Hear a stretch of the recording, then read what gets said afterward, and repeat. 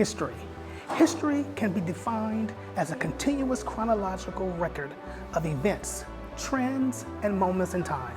Hello everybody, and welcome to this history-filled episode of DVTV presented by Dallas Voice. Today, we're here at Dallas College for the Queer History South Conference, where the theme is Archives for All, y'all. I'm so honored to be taking you along this journey. Remember, the more you know, the more you grow, so let's go.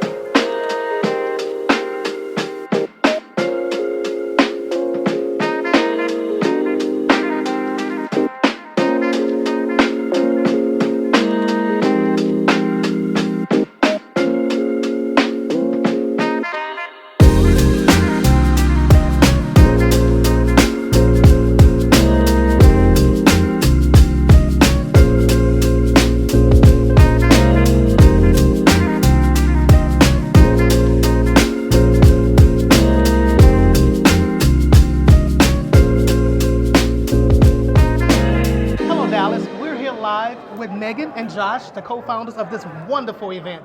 Can you guys give us a little insight on what this event is about and how you guys came to be co-founders?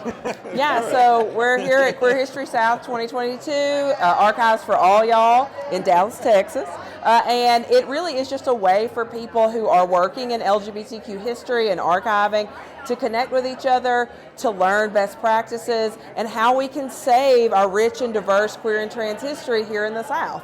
We have 500 members in the network across 13 states in the South doing some kind of work. It also includes community members that are doing research as well. So it's a chance for us to all be together and see what else is going on, what we might want to continue doing. Awesome. You know, history normally get lost in the younger generation. What advice would you give to those younger LGBTQ constituents that are looking for history?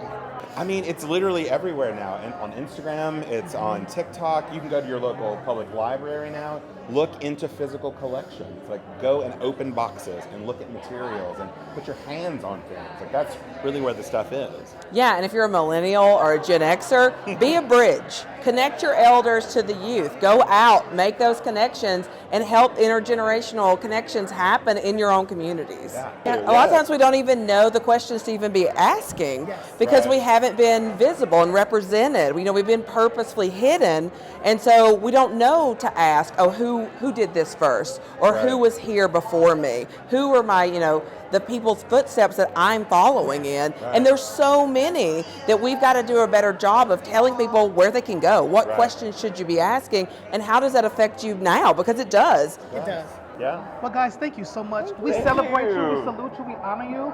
Thank you guys for being the co-founder. This is an amazing event. Thank you so much. We appreciate it. So Stonewall Democrats of Dallas is the largest LGBTQ PAC supporting the Democratic Party in the state of Texas, and we're the third largest in the nation.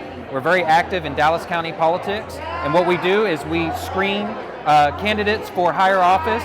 We also recruit members of our community to also run for higher office, and we support them through the general election. And so our endorsement is considered the seal of Dallas County politics. And so check us out on stonewalldemocratsofdallas.org. Check out membership to the organization, and we want you to get involved and get out there to vote on November 8th.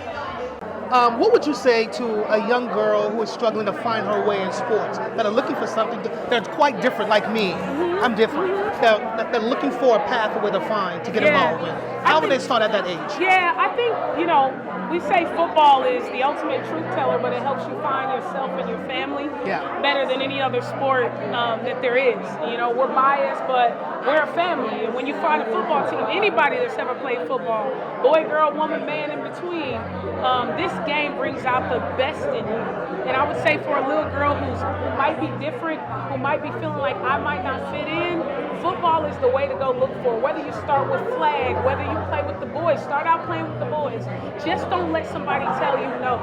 That effort just to start will build a character in a little girl that she's going to use going forward, right? No matter what her pronouns are, he, she, they, her, right? Like, the ability, this game is for everybody.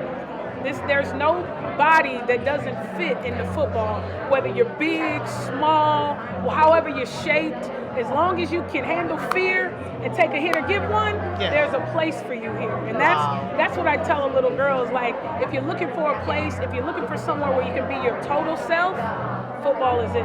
Like we partner with the Alzheimer's Association, and they put on a specific event for aging individuals, but also aging LGBTQ community, such as dementia or just healthcare. Wow. in general. Yes. You know. Yes. Yeah. Tell us a little bit more about your organization.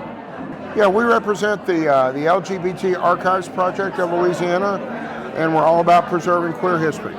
WL was founded by 3 women in 1923. I got a job in San Francisco with the War Resistance League in 1969.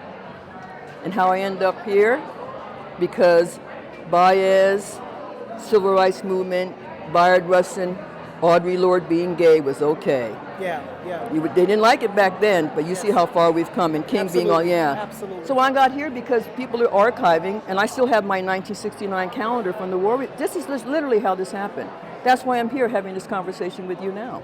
This is amazing. Thank you so much for your contribution. If you can give any insight to a young LGBTQ person today that will hang on to one word, would you say, what would that be?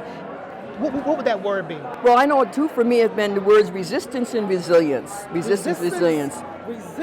And resilience. And I think about Bernice Johnson Reagan.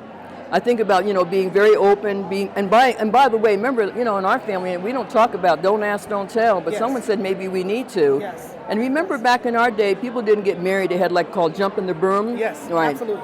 And I remember that we did this book called Jump in the Broom, and remember Coretta Scott King at one point said, we got called out for being black. He said, I have a lot of gay and lesbians who supported me and my rights for civil rights.